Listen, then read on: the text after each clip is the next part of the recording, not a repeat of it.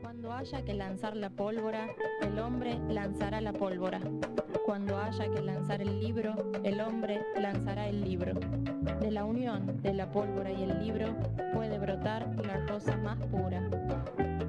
Subiré al cielo, le pondré gatillo a la luna y desde arriba fusilaré al mundo, suavemente, para que esto cambie de una vez.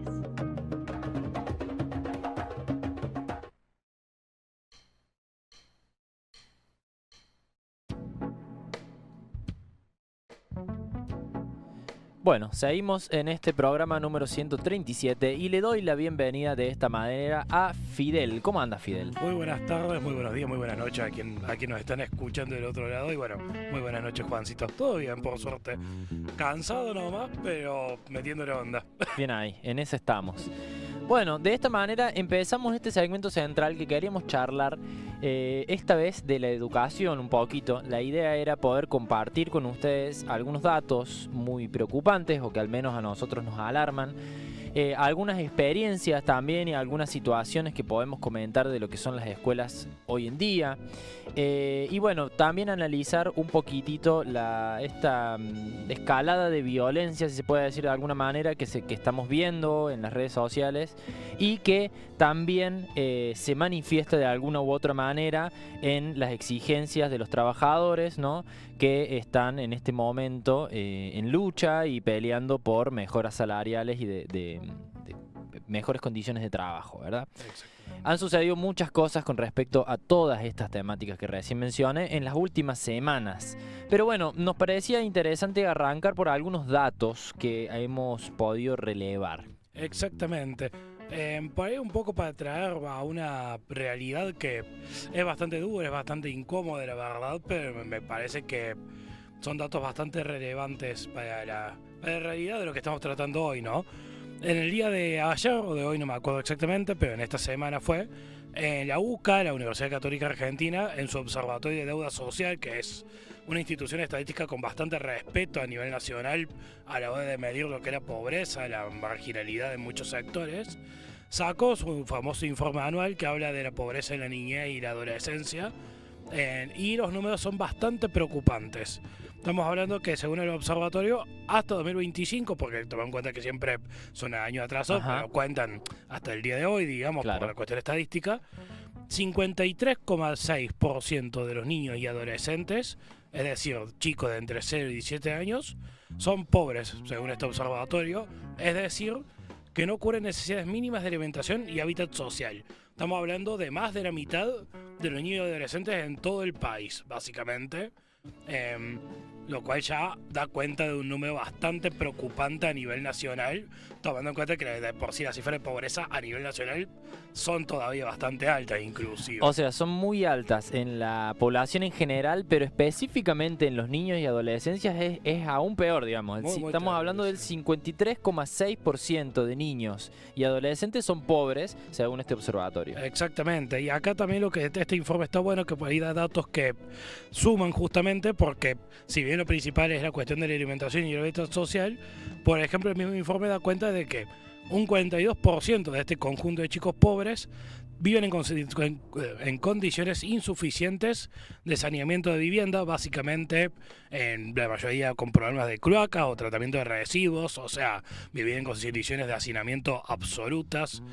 Un 61,2% no tiene cobertura médica a través de obras sociales o mutual prepaga, es decir, que quedan a la deriva de un Estado que muchas veces no los puede atender, lamentablemente. Y yendo un poquito más a lo que nos compete por ahí el día de hoy, hay dos datos que en particular son bastante preocupantes, que es un 82% de los chicos no realizan actividades culturales extraescolares, es decir, van de la escuela a la casa y de la casa a la escuela. O sea, no pueden ir a ver un grupo, no pueden ir al cine, no ven un... No jugar sé, a plaza inclusive, o sea, exacto, cosas de con pequeñas actividades como para justamente alegrarle la vida a estos niños que tanto hace falta, y que este dato justamente tiene un poco como consecuencia que el 18% de estos niños presentó síntomas de tristeza o ansiedad. Estamos hablando de prácticamente la mitad de esos chicos a día de hoy, digamos.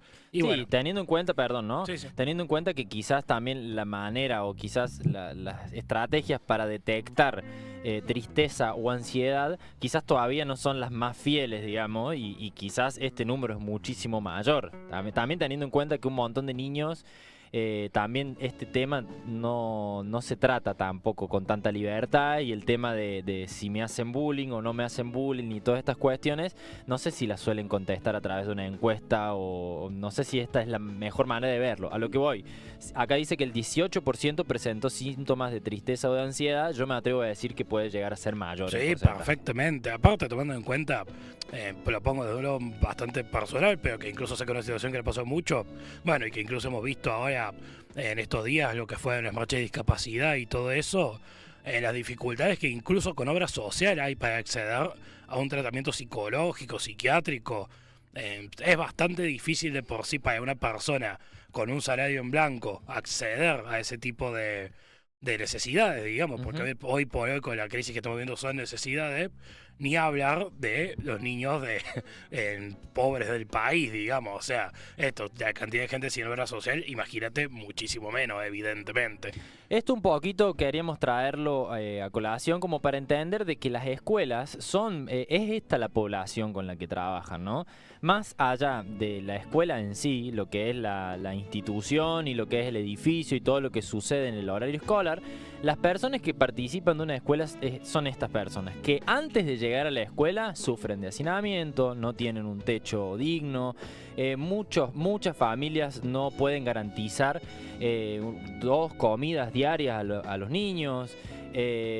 Por supuesto, la situación del consumo problemático adentro de las familias en muchos barrios, las situaciones de violencia, la inseguridad, bueno, el trabajo infantil. El trabajo infantil. Me parece que está bueno también resaltar que más allá de los datos estadísticos que por ahí dan cuenta de esta generalidad, por ahí que uno no puede apreciar obviamente por no tener la metodología, digamos, me parece que es una cuestión que uno camina por la calle básicamente y eso, justamente ve que esta cuestión, o sea, alguna persona que viva cerca de algún barrio más o menos bueno, marginal, incluso en el centro, qué sé yo, ver más niños vendiendo en la calle que yendo a la escuela y la verdad ya da cuenta bastante de esta realidad un poco. Bueno, en cuanto a esto, también me parece interesante mencionar que estos datos muchos son relevados en el AMBA, ¿no? Pero yo creo que en ciudades como la de Córdoba, que es donde aquí estamos, las estadísticas deben ser muy similares y si no peores.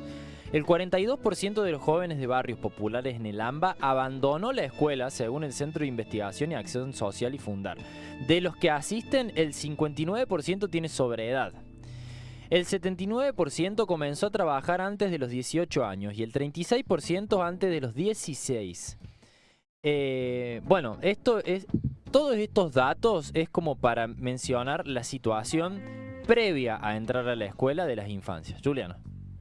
Pensaba cuando hablaban ahí del trabajo infantil y demás, que ese es como el trabajo registrado, pero hay uno que a lo mejor no se está considerando ahí, que se suma y agrava la situación, que es que muchas de las familias son sostenidas por los mismos niños. Exacto. Digamos, no es que en su totalidad, pero salen a trabajar la madre que está a cargo de la familia, son 4 o 5 hermanos y capaz que los chicos de 10, 12 años no se hacen cargo de sus hermanos de 4, 5, 3 años, digamos, y ese es un trabajo del hogar que no se registra y demás, y que es efectivo, y no en una, sino en muchas de esas familias. Bueno, también vale aclarar, y esto un bocadillo como para que sepan también que estamos hablando un poco en primera persona. Julián y yo trabajamos en una escuela pública de acá de la ciudad de Villa Allende. Y muchos de los datos y de las cuestiones que nosotros estamos hablando por ahí las comentamos desde la preocupación con colegas y en otras escuelas. Y también vale aclarar de que también tiene que ver de qué escuela, en qué barrio estamos hablando, porque se agrava mucho la situación en los barrios más populares.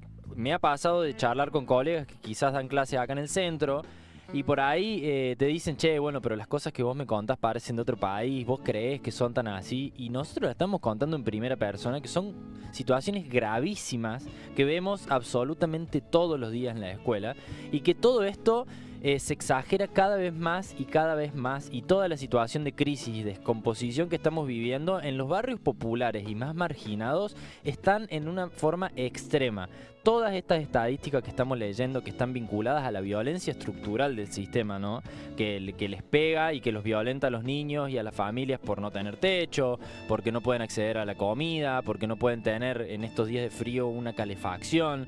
Después estalla en las escuelas, y en las escuelas urbanos marginales estalla de una manera incontrolable. ¿Querías decir algo?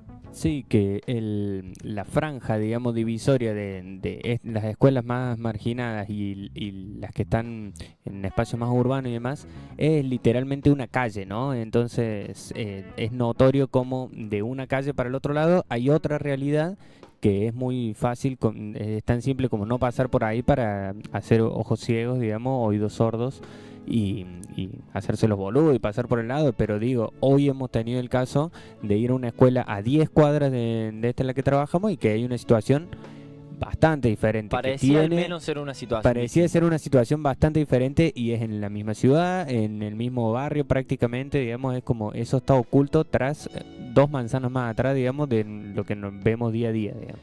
Sí, por ahí quizás lo duro también es que justamente estos datos también dan cuenta de algo, que es que quizás aquellos que no necesariamente están en una condición excelente de vida, pero que por ahí en un momento estaban como comparativamente, por lo menos, satisfaciendo las necesidades mínimas que una persona tiene que tener para vivir, básicamente, de repente te vas dando cuenta que es cada vez menor, ¿no? También pasa eso, que de decir, capaz antes el hijo de la persona que trabajaba por lo menos podía acceder a comida, techo, útiles, recreación, etcétera, y hoy incluso se pone en duda.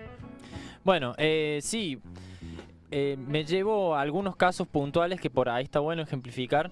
Esto que decía Juliano hace un ratito de cómo los niños se hacen cargo de las situaciones de su casa. Bueno, estamos empezando a ver un montón, pero un montón de estas situaciones. De chicos que vienen sin dormir, o que vienen que no pueden asistir a clase porque los padres están teniendo 2 o 3 trabajos, y entonces quienes se hacen cargo de los niños son ellos, y bueno, y te cuentan un montón de situaciones muy duras. Referida a la pregunta del día de hoy, que es ¿cuál crees que es la función en la escuela?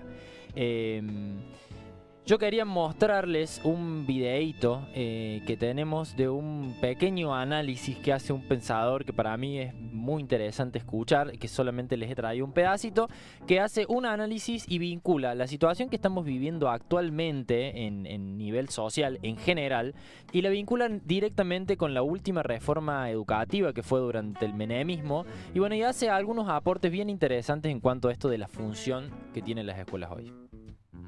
Fíjate, cuando antes los papás de mis compañeros en la escuela primaria no habían hecho otra cosa que la primaria. ¿Y qué sabían?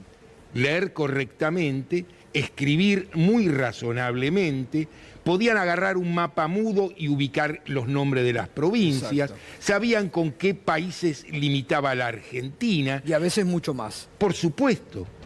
La regla de 3 simple, la regla de 3 compuesta, sabían lo que no sabe hoy un muchacho que termina una buena escuela secundaria, porque los que van a las malas no saben en muchos casos, en 3er y 4er año, leer. La degradación es completa del sistema educativo. Vos fijate la edad de los votantes de Milei.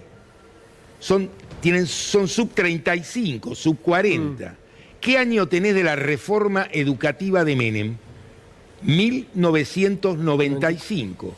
¿A qué edad ingresás al sistema educativo? 5 o 6 años, la edad de los votantes de Milei. Si vos hundís la calidad de la educación pública, hundís la calidad del debate político. Nos sorprendíamos, hoy lo hablábamos en la preproducción, ¿no? Esto que usted dijo en esta semana, lo que dice recién, claro, que la reforma educativa de Menem tiene mucho que ver con lo que hoy está pasando en el ámbito, en todos los ámbitos. Así es. Cómo ha disparado, ¿no? Fíjate, a ver. ¿Por qué? ¿Qué cree que impulsó? ¿Qué cuestionó? ¿Qué bajó? ¿Qué nivel bajó esa reforma? Empecemos por lo más simple, por el financiamiento. Claro. Antes la educación pública era nacionalmente financiada. Claro, exacto. Punto 1. Punto 2. Como la degradación general de la sociedad, no solo se trata de que no tiene calidad educativa, sino se le da otra función. Es el lugar donde los chicos tienen una mala comida caliente 5 días por semana, una vez por día. Y en muchos casos es la única comida caliente que reciben. En consecuencia, vos estás transformando todo ese proceso en otra cosa. Esto es... Bueno, nada, muy interesante todo ese debate. Muchas de las cosas que plantean ahí, yo la verdad que comparto totalmente y voy a responder a la pregunta del día de hoy. Yo creo que lamentablemente hoy la escuela se está transformando en un comedor. Las escuelas son comedores. Es verdad que en los barrios populares los niños solo comen la comida. O sea, hay dos comidas. Está la comida que les da el PAICOR en el caso de Córdoba y después están los comedores populares organizados desde abajo que le garantizan la otra comida. Y te lo digo hablándolo con los alumnos. Comen una vez al día en la escuela, en el PAICOR, y el resto, cuando pueden, comen en los comedores que se organizan con distintas organizaciones o centros vecinales, etcétera.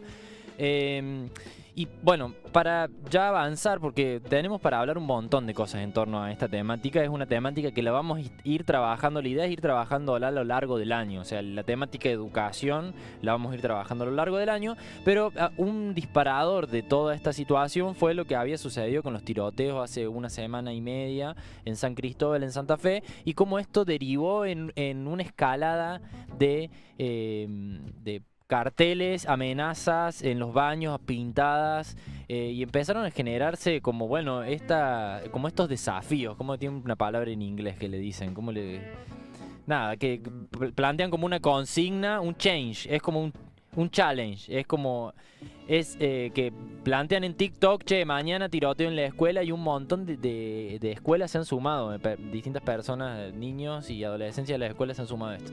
Bueno, a través de una situación particular que sucedió con un niño, estuvimos charlando sobre lo que hacían en su casa, esto de la no inserción cultural, digamos, ¿no? Me decía, no, yo llego a mi casa y me pongo a jugar al Fortnite, o llego a mi casa y me pongo a jugar al Free Fire, de una. Lo que hacen todos los pibes hoy. Lo que hacen los pibes hoy, ¿no?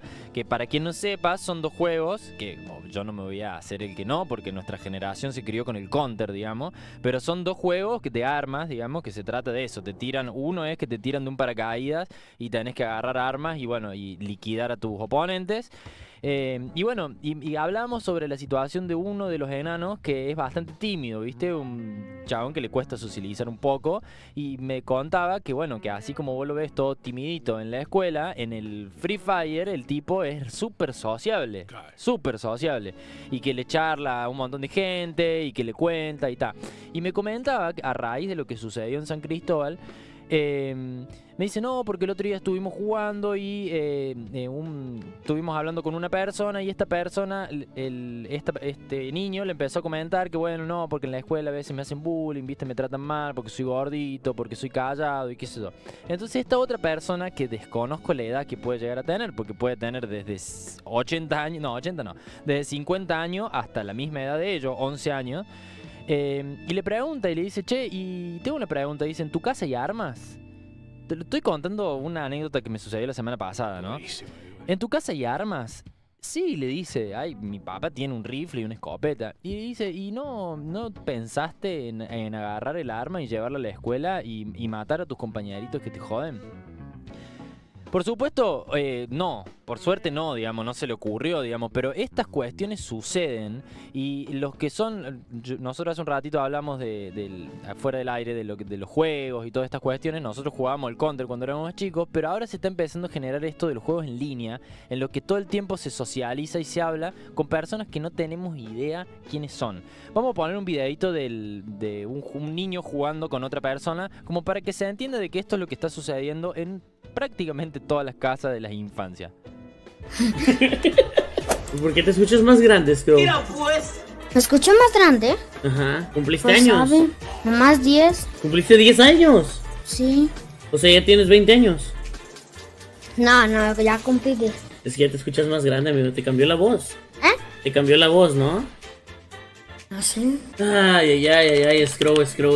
¿Y qué has hecho? ¿Qué me cuentas? ¿Qué hay de nuevo? No, pues no he hecho nada más que jugar y jugar. Ah, la vida, hermano, la vida. ¿Qué tal vas en la escuela? No tan bien y no tan mal, más o menos. Apenas vas empezando y ya vas mal. Es que casi no le entiendo los trabajos.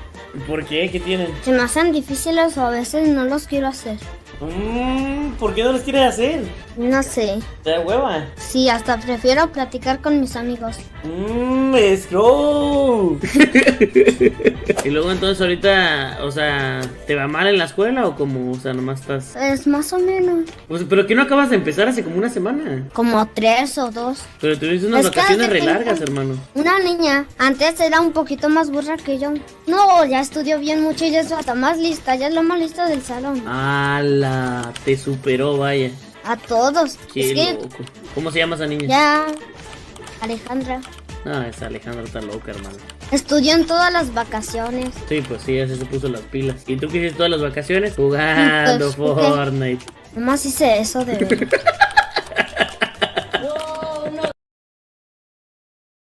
Bueno, con esto, a ver, la idea tampoco es que salgan, a quien tiene hijos e infancias acá en este programa, no es que salgan a decirle a sus niños, che, no toques nunca más la computadora, porque creo que no es la manera. Pero sí que seamos conscientes de lo que los chicos están accediendo. Y ojo, uno ve esto y decía, pará, no puede exagerar tanto, una musiquita re entretenida, re feliz y todo. Pero vos no sabés lo que está haciendo los niños del otro lado, ¿no? Y puede estar charlando con una persona random de cualquier parte del mundo que de repente le empieza a meter ideas en la cabeza con esto de la libertad. Porque aparte, debo decir que todo esto se maneja por la guita. O sea, los niños ponen guita para esto. Le piden a los padres, así como antes le pedíamos que nos compre la figurita del mundial para mi cumpleaños, ahora le piden créditos para el Free Fire, el Fortnite, y los niños se hacen adictos con esta gilada. O no le piden, te chantan la tarjeta de crédito te- de una, o También. con 13 años te abrí una cuenta en Mercado Pago, Mercado Libre, y te empezás a endeudar. O te pone a apostar con apuestas online también y de esa ejemplo. manera haces guita para jugar al Free Fire, el Fortnite. Hay una cuestión que se va un poco de esto, pero que está como en el medio también. Que es que antes muchas de estas cosas pasaban, por ejemplo, en los ciber, Ujú. donde uno jugaba en red, en los ciber, bueno, después en casa y demás, pero con otro contexto y así. Lo mismo que las apuestas, digo, con las apuestas alguien tenía que ir a un lugar a apostar o ir a jugar a la quiniela y alguien te veía, o ir a pedir un préstamo y vos tenías que poner tu nombre y tu apellido frente a otras personas. Y ahora esto puede ocurrir desde el sillón de tu casa, Las 24 horas las del día. 24 horas. Entonces hay como una falsa idea de, como esto de que no te ven, digamos, como de incógnita. Que nada, funciona como una máscara, digamos, pero que detrás de eso, digamos, hay muchas formas de violencia y de control, digamos, son totales. Total. A ver. Yo quiero agregar una cosa más, que es que ese video que estábamos viendo es de un youtuber muy conocido que se llama Dead, y que él, bueno, claramente hace streaming a través de Twitch, en los cuales juega a estos juegos, Fortnite y todo eso, y bueno, en una de esas se encuentra con un niño. O sea, ahí obviamente que esta persona, digamos, no va a hacer nada porque es una persona más o menos respetable, por así decirlo, pero te demuestra cómo los niños están tan vulnerables ante la gente, porque esta persona trabaja de las redes sociales y expone a este niño en un punto a grandes cantidades de audiencia, y bueno, no sé qué tan bueno sea eso, digamos. O sea, digo, y lo que puede ocurrir en alguien que no sea tan viralizado como justo este youtuber, digamos, si uno quiere realizar una acción violenta, digamos, no la vas a poner en tu canal de YouTube de miles de seguidores, pero digo, la Sí. parte esta de escondido y de hacerlo de canuto por detrás es Tal cual. muy accesible, digamos. Sí, ni hablar. De por sí me preocupa, por ahí como para agregar algo, me preocupa bastante que por ahí justamente esta cuestión justamente de hacer estas cosas en privado para después en público generar estos eventos tan horribles, digamos. Lamentablemente tengo que decir que me hace acordar mucho a lo que hemos escuchado desde hace mucho tiempo en los Estados Unidos que viene pasando. Recomiendo mucho el documental Bowling for Columbine de, no me acuerdo el nombre del director, pero que es muy buen documental, porque creo que pues ahí lamentablemente, y bueno, con algunas vertientes ideológicas que se han querido imponer en el país desde arriba, me parece que estamos a tiempo todavía de prevenir Por suerte lo de Santa Fe no llegó mucho más lejos, pero creo que estamos a tiempo todavía de prevenir justamente que no seamos en una escuela yanqui con un atentado, digamos, y que nada, justamente esto, podemos hacer que los chicos puedan tener su lugar de expresión para que no queden en interna, digamos. Bueno, vamos a cerrar este... Ah, no, allá el Fede iba a hablar algo. Sí, una cosita por ahí retrotrayendo a esto de los challenge y de la exposición que tienen por ahí los niños en el internet. El challenge es como una especie de desafío juego que te invita a hacer una actividad que, bueno, podrías no animarte a hacer. Claro. Que muchas veces ha llevado, por ejemplo, a suicidios. También. Mucho el tipo ahorcate durante 1 minuto challenge, o no sé, tirarte desde tal piso challenge. Y Vos te tiras de un puente y sí, más vale. exactamente eso, y también lleva a este tipo de cosas. Por ejemplo, realizar una amenaza en tu escuela challenge. Que bueno, Que mucho viene de ahí, claro. Claro, tiene como esa dinámica de juego, de desafío, como De si fuera desafío. un juego que es muy peligroso. O sea, en definitiva, y también como intentando ir cerrando un poco porque hay un montón de tela para cortar sobre esto, en definitiva la cuestión es la escalada de la violencia que estamos viviendo, no solo en las escuelas, sino en toda la sociedad, porque hay discursos que de un tiempo a esta parte se han ido rehabilitando, que durante mucho tiempo han estado escondidos debajo de la mesa. Y quizás escondido debajo de la mesa significa, bueno, esto no está superado, pero muchas veces también significaba que había una sociedad que pensaba que esto no era correcto. Y de pronto estamos habilitando toda una serie de valores, de acciones, de prácticas y de pensamientos que son totalmente destructivos, porque también estamos en una época totalmente destructiva para el ser humano, pero es la época de la decadencia total, porque estamos realmente autodestruyéndonos hasta en lo subjetivo, hasta en lo espiritual y lo moral, digamos. No existe, ya no hay tal moral, todo es válido. Todas las verdades son válidas, todos los relatos son válidos, entonces mi relato puede ser mejor que el tuyo si yo estoy dispuesto a imponerme con todas las consecuencias que ello implique. Sí, y teniendo en cuenta que en lo virtual, en el mundo virtual, digamos, no hay tales límites, y esta descomposición, que es la que estamos viendo en todos los factores de la sociedad, está transferida desde lo foráneo. Entonces, quizás antes alguien con las ideas, o sea, te podía transferir ideas charlando y qué sé yo. Ahora no sabemos ni de dónde vienen, uno entra ahí, te vienen de cualquier lado, y por supuesto esa falsa democracia de la virtualidad, digamos, eso depende del dinero, digamos. Entonces también los grandes focos de poder del mundo son los que más influencia tienen sobre las mentes. Entonces, y cuando está el dinero y la venta de cosas de por medio, y son inagotables las capacidades que tienen. Bueno, vamos a ir cerrando entonces este bloque. Hay muchísimo más para hablar, y si tienen opiniones y cuestiones para acotar, lo pueden hacer por nuestro WhatsApp al 3518-783352, o mismo aquí por el YouTube pueden escribirnos y decir qué opinan al respecto. Vamos a ir a una pequeña pausa y vamos a volver con una entrevista donde vamos a estar charlando un poquito sobre lo que ha sucedido esta semana en torno a la lucha salarial de los docentes en Córdoba.